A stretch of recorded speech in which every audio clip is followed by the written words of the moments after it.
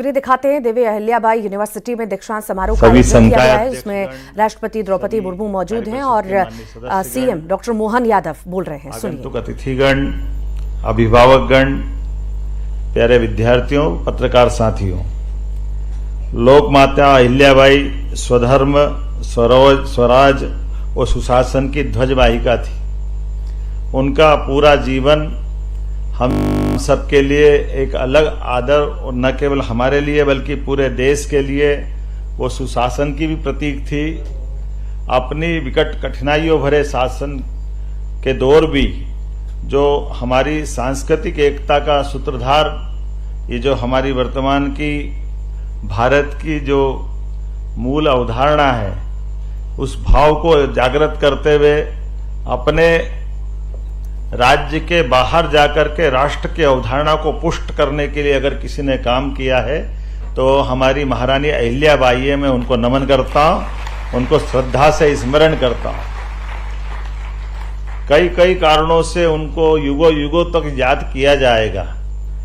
उनके द्वारा तत्समय में किए गए प्रयोग, उनके अपने जीवन, एक एक चीज हमारे लिए प्रेरणा के अलग प्रकार के अवसर उपलब्ध कराती, जो सदैव हम धारण कर सकते हैं। शिक्षा के प्रति उनका अपना स्वयं का आग्रह, उस कठिन दौर में शिक्षा भी वो पाती है और वो शिक्षा पाने के साथ साथ सभी प्रकार के विषयों में जिस ढंग से रुचि लेकर के वो आगे बढ़ी हैं।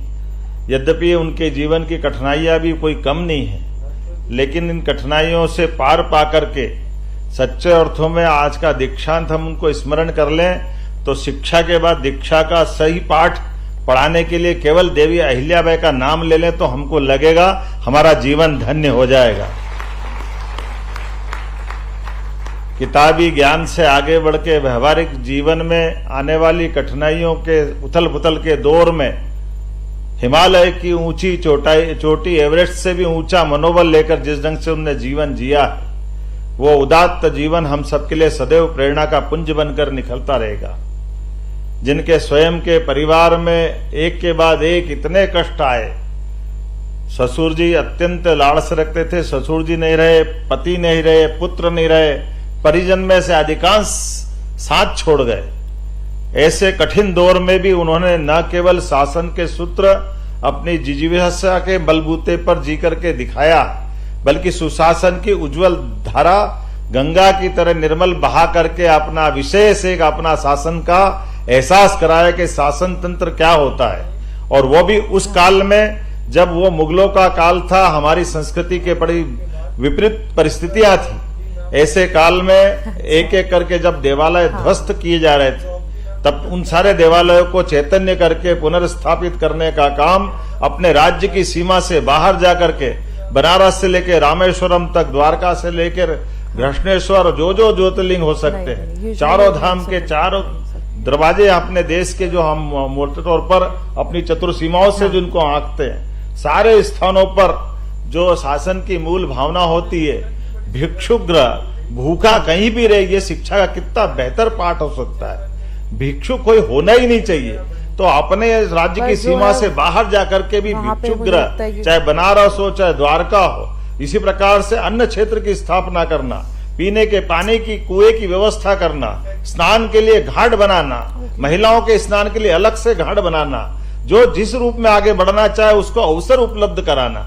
और तो और उस समय भी जब वो दौर बहुत कठिन दौर था, ऐसे में स्त्री शक्ति को नारी सेना की बात करना भी बड़ी कठिन बात थी, लेकिन उस समय भी उनने अपनी सेना में, यूनिट में नारी को महत्व देकर सीधे सीधे उनको अपने इस भाव से जोड़ा है कि राष्ट्र की आवश्यकता पर स्त्री पुरुष में कोई भेद नहीं हो सकता है। यह भाव बहुत सरल नहीं है, लेकिन उस कठिन दौर में भी उन्होंने भाव को स्थापित किया है। हम सबका सौभाग्य है, केवल वो नहीं, उनके जैसे और बहुत सारे विषय हैं। शासन के अपने यहाँ के सूत्रों पे भी जिस ढंग से उनने अपने कई मौके पे बताया कि राजमाता किस ढंग से होना चाहिए, हमारे लिए आज वो सौभाग्य की बात है। उनके नाम पर स्थापित आज अहिल्या विश्वविद्यालय में उनका 300वां जयंती वर्ष भी चल रहा है। ये हमारा सौभाग्य है और हमारे विद्यार्थियों को पुरस्कार मिल रहे हैं। अगर वो यहाँ सम्मानित हो रहे हैं और उनके नाम पे सम्मानित हो रहे हैं तो बड़ा आनंद आ रहा था। कोई 1 स्वर्ण वाला, कोई 2 वाला, लेकिन 4-4 वाले और 3-3 वाले। आज का ये दिन तो वाकई अद्भुत छठा बिखेर रहा है। कितना अच्छा लगता है। कोई एक विषय हो, 2 हो, 3 हो, 4 हो। मैं तो अपने आप को धन्य मानता हूं। आज हमारे लिए ये सौभाग्य की बात है। देवी अहिल्या विश्वविद्यालय का A+ ग्रेड का नेक का निर्धारण आज इस मंच से हो गया। ऐसा लग रहा था जिस प्रकार से हमारे विद्यार्थियों की प्रतिभा सामने निकल के आई। मैं सौभाग्यशाली हूं। आज के हमारे कार्यक्रम की मुख्य अतिथि भी कमोबेश उस कठिन दौर से ही निकल के आई जो माननीय महामहिम राष्ट्रपति के नाते से हम जानते हैं आज। लेकिन आपने भी अपने जीवन के उन कठिन क्षणों से जी करके, शिक्षा की कठिनाइयों के बाद भी आपने शिक्षा के लिए पूरी शिक्षा पाई और जीवन के तमाम झंझावातों से, सभी प्रकारों से संघर्ष करते हुए मैं मान के चलता हूं आपका जीवन भी धन्य है। आपने किस प्रकार से अपने जीवन की तमाम लड़ाइयां लड़ते हुए बाकी को प्रेरणा देने के लिए आज हमारे बीच में गौरवान्वित कर रही हैं इस पद को। और माननीय महामहिम के नाते, राष्ट्रपति के नाते से दुनिया के सबसे बड़े लोकतंत्र को गौरवान्वित कर रही हैं। न केवल एक क्षेत्र में बल्कि और महत्व का मामला। आपने तो शिक्षा के क्षेत्र से अपनी यात्रा प्रारंभ की। आपको प्रणाम करता हूं, आपका अभिनंदन करता हूं। हमको लगा कि आज का दीक्षांत हमारा अपने अतिथि के आने से धन्य हुआ है। मैं आज के इस अवसर पर हमारे अपने महामहिम को भी स्मरण करना चाहूंगा। हमारे महामहिम राज्यपाल जी, मैं जब शिक्षा मंत्री था तब भी ऐसे सभी मामलों में लगातार वो कदम से कदम मिला करके हमको समर्थन करते थे। यही कारण है कि भारत में सबसे पहले अगर शिक्षा नीति लागू करने का मौका मिला तो मध्य प्रदेश को मिला। मुझे इस बात की प्रसन्नता है। मैं आपका भी आभार मानता हूं, आपको भी धन्यवाद देता हूं। मंत्रिमंडल के माननीय सभी सदस्यों के मदद से जिस प्रकार से हमारी सरकार एक के बाद एक अच्छे कामों को करती जा रही है। जब से सरकार का गठन हुआ है हमने कोशिश की है कि जीवन के सब क्षेत्रों में मध्य प्रदेश की प्रगति समान रूप से हो। ऐसे में हमारी बौद्धिक क्षमता संपन्न ये नई पीढ़ी के सामने एक आदर्श सरकार का स्वरूप बन के दिखाई दे और वो स्थान जहां से इसकी अपने आप में आभा और कीर्ति पूरे देश में बिखेरती वो इंदौर है। इस इंदौर का आनंद ही अलग है। मैं आप सबको भी बधाई देता हूं, आप सबको भी स्वागत करता हूं और उम्मीद करता हूं आपके माध्यम से मध्य प्रदेश की ये प्रतिभाएं देश और दुनिया में अपनी अपनी इच्छा की न केवल पूर्ति करते हुए बल्कि अपनी क्षमता योग्यता से अपनी इस मानव काया को भी धन्य करेगी। मैं आज के इस अवसर पर मध्य प्रदेश के बारे में कुछ बताना चाहूंगा। हमारा अपना मध्य प्रदेश भारत के शैक्षणिक जगत में एक अलग ऊंचाइयां हासिल करने के लिए कृतसंकल्पित है। ज्ञान विज्ञान की गौरवशाली परंपरा में हमने सबने अलग अलग प्रकार के विषय, वो सारे विषय जिन विषयों के बलबूते पर दुनिया के विकसित देश आगे से आगे बढ़ गए। यशस्वी प्रधानमंत्री के नेतृत्व में मध्य प्रदेश भी कदम से कदम मिलाने के लिए तैयार है। माननीय नरेंद्र मोदी जी का मैं अभिनंदन करता हूं, स्वागत करता हूं, उनको स्मरण भी करता हूं, जिनके माध्यम से हमारे अपने प्रदेश की सारी संपदा, बौद्धिक संपदा से लेकर के सारी व्यवस्थाओं में केंद्र सरकार कदम से कदम मिलाकर लगातार हमारे लिए, हमारे सारे संकल्पों की पूर्ति के लिए लगातार आशीर्वाद दे रही है। आज के इस अवसर पर मैं एक बार फिर सभी डिग्री प्राप्त करने वाले स्नातक और स्नातकोत्तर और साथ ही साथ अपने बीच में PhD धारक सारे मित्रों को बधाई देना चाहूंगा। सच्चे अर्थों में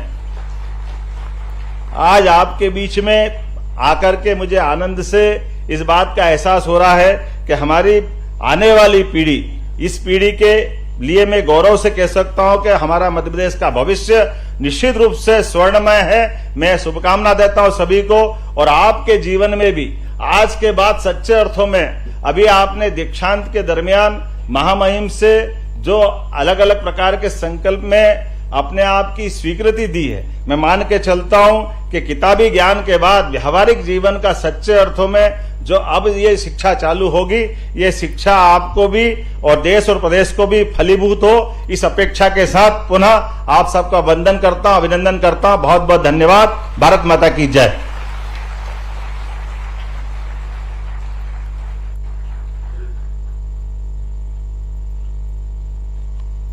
बहुत बहुत धन्यवाद माननीय मुख्यमंत्री जी। दीक्षांत समारोह के अध्यक्ष एवं विश्वविद्यालय के कुलाधिपति माननीय श्री मंगूभाई पटेल जी ने मध्य प्रदेश के विश्वविद्यालयों में उच्च शिक्षा में शोध एवं शैक्षणिक गुणवत्ता को उन्नत करने में सतत मार्गदर्शन प्रदान किया है। आपके ही मार्गदर्शन में सिकल सेल एनीमिया जैसी गंभीर बीमारी की रोकथाम एवं जनजाति समुदायों में इसके प्रति जागरूकता हेतु विश्वविद्यालयों द्वारा विभिन्न स्तरों पर निरंतर प्रयास किए जा रहे हैं, जिसके सकारात्मक परिणाम भी परिलक्षित हो रहे हैं। मैं आपसे प्रार्थना करता हूं कि उपस्थित विश्वविद्यालय परिवार को इस अत्यंत गरिमामय अवसर पर आशीर्वचन देने की कृपा करें।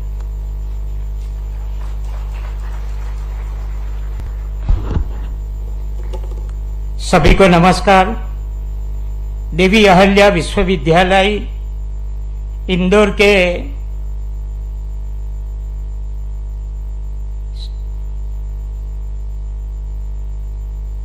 दीक्षांत समारोह और जयंती वर्ष